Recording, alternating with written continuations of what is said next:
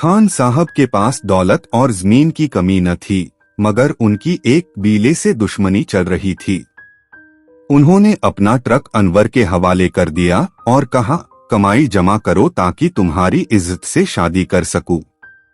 वह अनवर से बहुत खुश थे और उसकी बेहतरी के लिए सोचते रहते थे। बाद में अनवर को मेरी याद सताने लगी। वह एक रोज अकेला ही हमारे मोहल्ले आ गया। खाला कुलसूम के दरवाजे पर दस्तक दी। उनकी बेटी अनवर को देखकर बहुत खुश हुई। इज्जत से घर के अंदर लाई।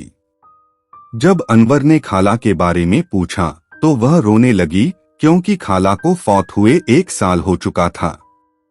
अनवर ने मुझसे मिलने की कोशिश की, मगर मां ने खाला के घर जाने की इजाजत न दी। वह बगैर मिले ही वापस चला गया। मैं दरवाजे की दरज से उसे जाते हुए देखती रही।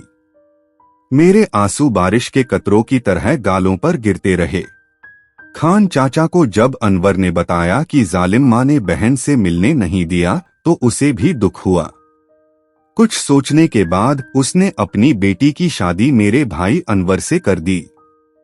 उधर अबू ने मेरी शादी कर दी और यह सब मेरी सौतेली मां के कहने पर हुआ।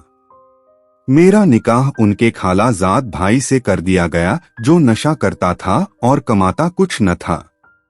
तहमल तहमल बहरहाल मुझे गुजारा करना था, कहाँ जाती। अब मेरे खर्चे अबू ही देते थे, किसी को मेरे हालात नहीं बताते थे और न ही यह कि मुझे किस शख्स के साथ ब्याहा गया है। शादी के बाद अनवर दोबारा मुझसे मिलने आया, मगर मैं कहाँ से मिलती। जब उसे पता चला कि मेरी शादी हो गई है तो वह अबू की दुकान पर गया ताकि पूछ सके कि आखिर किससे मेरी शादी की गई है। भाई मुझसे मिलना चाहता था। अबू उसे रास्ते में मिल गए।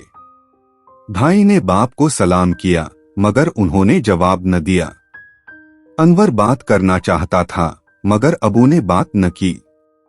तब भाई ने बाप का हाथ पकड़ लिया और पूछा, बताइए, आपने मेरी बहन की शादी किससे की है और फरह कहाँ रहती है? मुझे इन सवालों का जवाब चाहिए। वालद अबू भी जिद्दी थे, मुंह से एक लफ्ज न निकला। मायूस होकर अनवर बोझल भारी कदमों से वापस लौट गया। यूं बाप, बहन और भाई तीनों बिछड़ गए। शादी को 6 बरस गुजर गए। भाई का कुछ पत्ता न था। मैं 3 बच्चों की मां बन चुकी थी। उधर भाई को भी अल्लाह ने 2 बेटे अता किए और वह पेशावर छोड़कर रावलपिंडी आ गया, क्योंकि खान के दुश्मन उसे धमकाते थे। खान चाचा भी साथ आ गए। उन्होंने पिंडी में मकान खरीद लिया और भाई को बस लेकर दी, फिर वैगन भी दिलवा दी। यूं कारोबार बढ़ता रहा और वक्त गुजरता रहा।